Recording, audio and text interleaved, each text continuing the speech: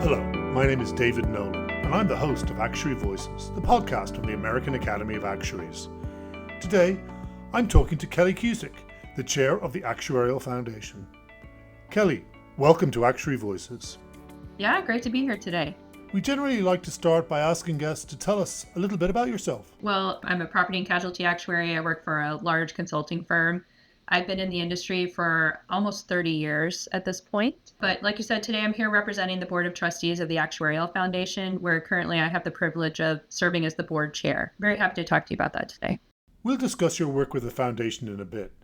But would you like to tell us more about how you chose the actuarial profession? Yeah, I grew up in small towns in central and southern Illinois, and I think my love of math really started in grade school. I remember distinctly my fourth grade teacher created this math star competition, and the first time that I won it was probably, that feeling is what inspired me to continue in math teams throughout high school. And like most teenagers, I had no idea what I wanted to do for a career, but I thought I wanted to major in math in college, and my dad said, hey, you should be an actuary. Because that wasn't being a math teacher and it wasn't being an engineer, I said, okay, that sounds good. And it really wasn't until I started networking with employed actuaries, taking business classes, taking exams, all that I really knew that it was the career for me. Although, as an aside, my college roommates joke with me all the time that I'm the only person that they know who didn't change their major freshman year through senior year.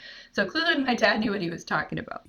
You were somewhat fortunate that your father knew what an actuary was. I found that, sometimes it's a math teacher, often it's a complete accident or a neighbor or a family friend. So that is certainly unusual. You said you had a love of math and math competitions and so on. Was there anything in your background that suggested to you that an actuarial profession would be better than an engineering one or a teaching one? To be honest, the reason my dad heard of it is because it was back in the era when actuary was the number one job in one of those job reports that was done as research. So he didn't really know what it was either. It's all good.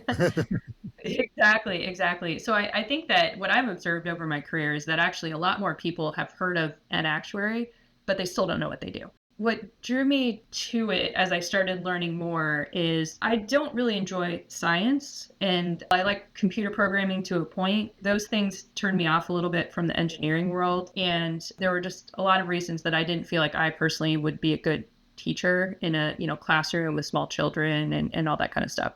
So I think it was really just the idea of this is a way that I can be in the business world and leverage my math skills. And over my career, what I would say is when I started out in the actuarial career, the thing that I really enjoyed about it was, I would say, more learning the actuarial techniques. So it was thinking about the art of what actuaries do. How do you make assumptions when you don't have any data? How do you look at patterns and figure out what's going on in real life based on that? But later in my career, I distinctly remember I had a really great mentor when I was about mid-level in my career. And she was an underwriter by background. And we were having this conversation about how small businesses couldn't function if they didn't have insurance. And it was an aha moment for me, just thinking about the social impact that the insurance industry had. I mean, I knew it. I knew it at a level all throughout, but it just really shifted my mindset a little bit in the work that I do and how I approach my work with insurance companies. And I think that, as you have these self-realization moments in your career, going back to your original question of what is it about the actuarial profession and the insurance industry more broadly that drew me to it, that's when I really had that feeling of, I'm making a difference in the world. And I can help be an ambassador of the insurance industry, where a lot of people have this perception that the insurance industry is the no people. And that's not really the reality of the strategic intent of the insurance industry. It's just, kind of how things come up over time. So I really enjoy working with my clients to figure out how they can design and deliver creative products or solutions that help businesses and individuals. My experience is that for every person who has a no experience, there are many, many more who have a yes, how can we help experience. And they are truly life-changing, especially for, as you say, small businesses, individuals and families as well. Yeah. Let me take a moment to remind listeners that you're listening to Actuary Voices, the podcast from the American Academy of Actuaries. On this podcast, we talk to the Academy volunteers and leaders, as well as friends of the Academy, about what inspires them about their work, both professionally or as a friend or a volunteer with the Academy. Please subscribe to Actuary Voices on your preferred podcast platform. Now, back to our conversation with Kelly Cusick, the chair of the Actuarial Foundation, which can be found online at actuarialfoundation.org.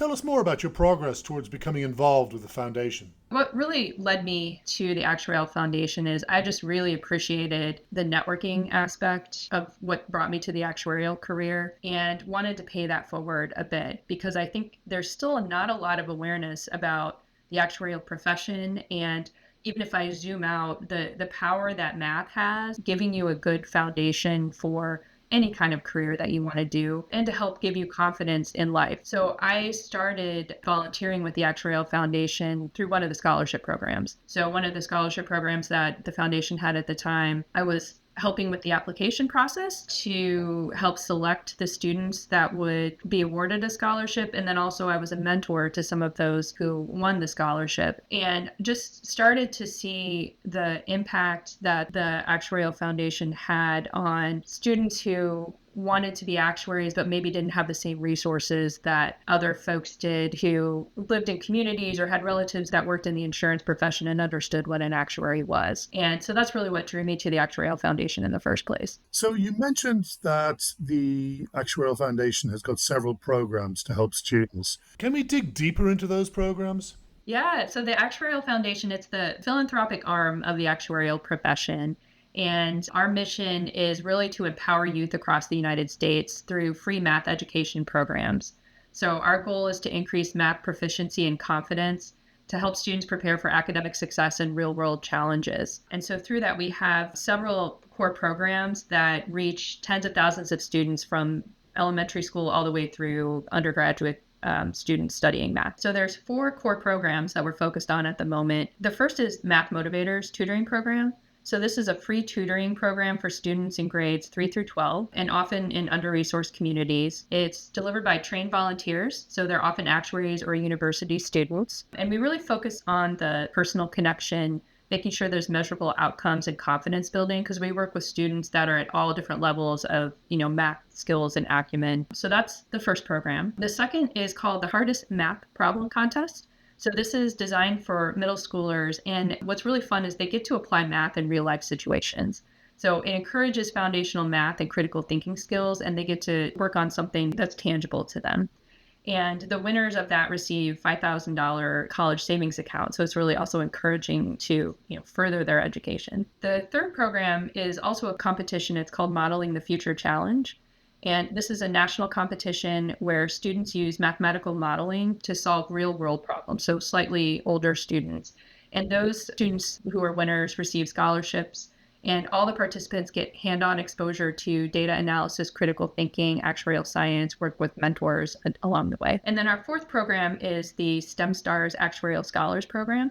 So that's targeted at high school seniors who are interested in going into an actuarial career, and it supports them through their undergraduate time with scholarships, mentorship, and different wraparound programming, primarily targeted at supporting students from underrepresented communities that are pursuing actuarial careers. So like we were talking about earlier, not everyone has the opportunity to hear about the career in the first place and then have the resources to really understand and be successful in pursuing that career. So we wanted to make sure beyond just a scholarship that we created a program that kind of has that wraparound to help people be successful as they're entering the career. So you're helping students all the way through undergrad. That's right. And that's what I think is really exciting about the Actuarial Foundation and our programming, that we're very thoughtful about supporting folks through their whole journey in building confidence in math from those early ages. Because what you'll find in the research is as soon as someone starts to struggle with math and declines, that it's really, really hard to ever bring them back up to the level and then to excel in it. Sure, there's definitely a stigma around math. I'm not saying everybody could be a great mathematician, but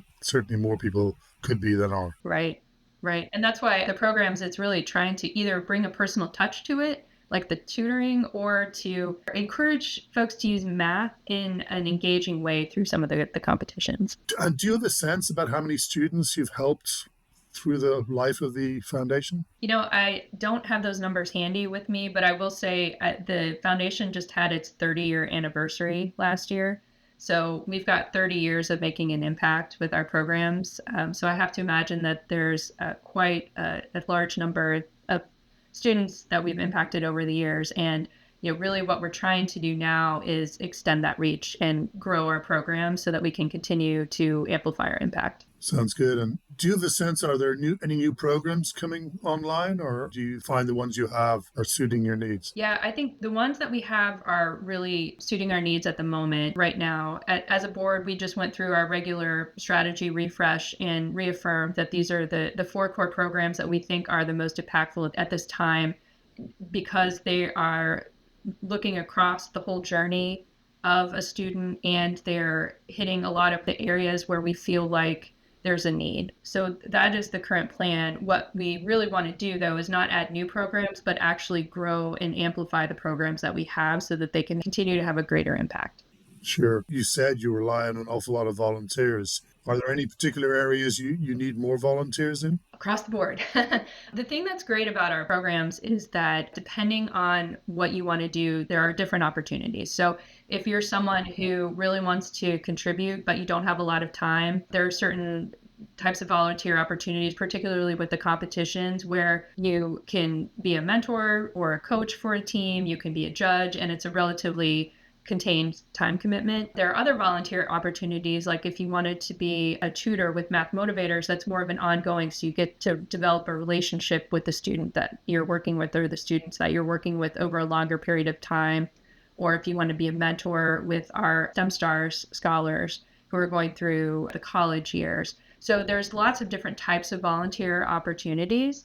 And if you feel like you're at a point in your career or personal life where you don't have time to contribute, there's financial support that you can provide to the different programs, either specifically or just, generally to the foundation. And if there was one or maybe two takeaways you'd like to leave with people about the foundation, what might they be? Well, we actually are in the middle of a 3-year All for Math national campaign to raise awareness, mobilize volunteers, and increase donations so that we can reach more students with high quality math support. And so our call to action is really to be the one. So be the one to volunteer, be the one to donate, be the one to advocate for math equity by helping to tell our story to others and amplify what we're doing. So that's really, what we're looking for. The Academy would be happy to help in promoting that aspect of your work. We would appreciate it. Okay, I'd like to go a bit broader now and talk about, your career. And you talked about what you found fulfilling about it, which is helping people and making a difference. But have you had any particular challenges that you'd be happy sharing with us? Yeah, I'll just pick up on a thread that people still don't understand what we do. So then it's been a little bit of a journey to persuade people about what we can do. In my career, I don't like to be pigeonholed, and I've made intentional moves over my career to develop skills around things like, how do I do corporate strategy? How do I, implement technologies? How do I, hone my leadership skills? Just to try to grow as a professional. And I would say one thing that's been really great to see over the course of my career, the reason why I tell we're making progress as a profession, is that I see how actuaries have branched out beyond their traditional, back office perception of being in an insurance company. And there are actuaries who have been CEOs, who have been COOs, who've been chief information officers. There's actuaries in government that are in tech firms, that are in automotive companies. I mean, you name it. So we're making progress. If I think about large challenge that I faced over my career, that I think we've been making a lot of inroads to it.